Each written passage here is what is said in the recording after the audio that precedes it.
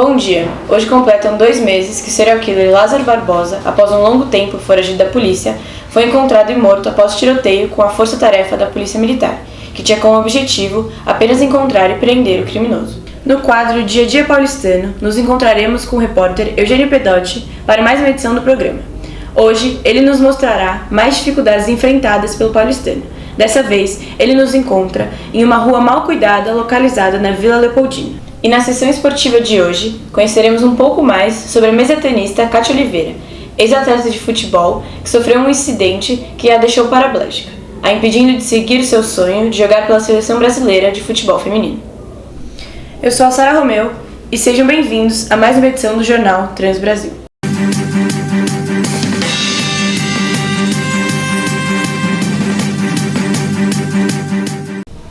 Na tarde do dia 28/6, durante as buscas pelo paradeiro do serial killer Lázaro Barbosa, a polícia militar o encontrou e, após uma intensa troca de tiros, o criminoso foi morto na cidade de Águas Lindas, em Goiás.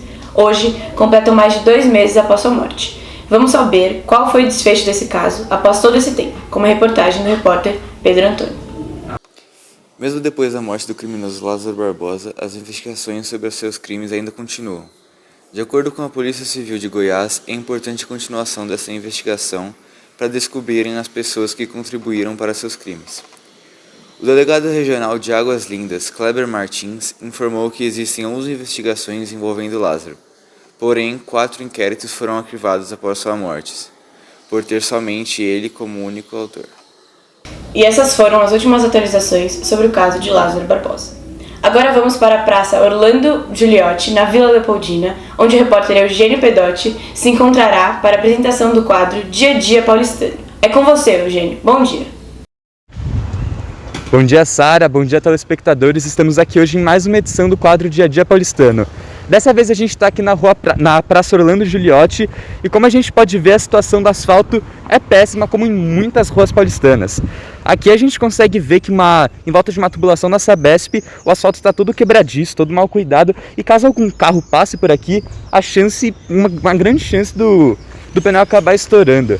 Aqui na rua a gente consegue ver, na calçada, uma calçada muito prejudicada um moço acabou de tropeçar na calçada. Essa é a situação na maioria das calçadas paulistanas aqui. A gente consegue ver que, por exemplo, um deficiente locomotivo não conseguiria andar por essa calçada. E é mais uma das críticas que a gente tem que fazer aos nossos prefeitos, à subprefeitura da Vila Leopoldina, que claramente não está cuidando da calçada e do asfalto.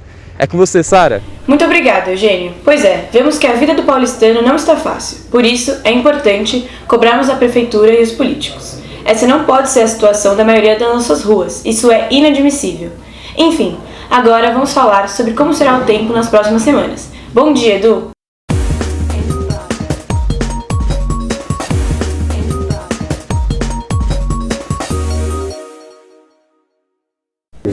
Bom dia, Sara, e bom dia a todos que estão nos assistindo. Estamos aqui hoje para falar sobre o furacão Ida, que vem sendo destaque das questões climáticas. Para entender melhor sobre ele, precisamos compreender como e onde ele foi formado. No final de agosto, houve uma onda tropical no Mar do Caribe, que acabou se desenvolvendo para uma depressão tropical, quando os ventos não ultrapassam 60 km por hora. A tempestade foi evoluindo e de uma depressão passou para uma tempestade tropical, que se intensificou e virou furacão. Como furacão, o Ida passou por Cuba, Golfo do México e enfim chegou a Louisiana, nos Estados Unidos. Chegando lá, tocando na terra, Ida se enfraqueceu e passou da categoria de depressão tropical, se direcionando também para o norte estadunidense. Em Louisiana, mais de 1 milhão de pessoas ficaram sem energia e 31 morreram. Houveram danos estruturais e grandes enchentes. Após a grave passagem por Louisiana, a tempestade atingiu outros estados do nordeste estadunidense, mas sem danos muito graves. Porém, aqui abrimos uma exceção para Nova York, que sofreu muito com as chuvas. Na cidade houveram grandes inundações, casas, estabelecimentos e principalmente serviços de metrô ficaram inundados. Este último teve uma grande parte de sua operação cancelada. Mas é isso, Sara. Infelizmente as notícias são tristes e com a atual crise climática elas tendem a ser mais frequentes e piores. Por hoje é só. Bom dia a todos e até mais. Muito obrigada pela atualização, Eduardo. Aproveitando que você falou da atual crise climática, precisamos deixar claro como a situação no mundo está alarmante. Segundo o relatório do painel intergovernamental sobre mudanças climáticas, estima-se que a temperatura do planeta vai subir 1,5 graus Celsius até 2030. Segundo o mesmo relatório, esse aumento de temperatura está estritamente ligado ao aquecimento global, e a única maneira de evitarmos as consequências desse aquecimento é com uma forte redução nas emissões de dióxido de carbono e de outros gases do efeito estufa. Agora vamos conversar com Pedro Antônio, já que o mundo do esporte está pegando fogo. Bom dia, Pedro! Bom dia, Sara, e bom dia a todos que estão nos assistindo.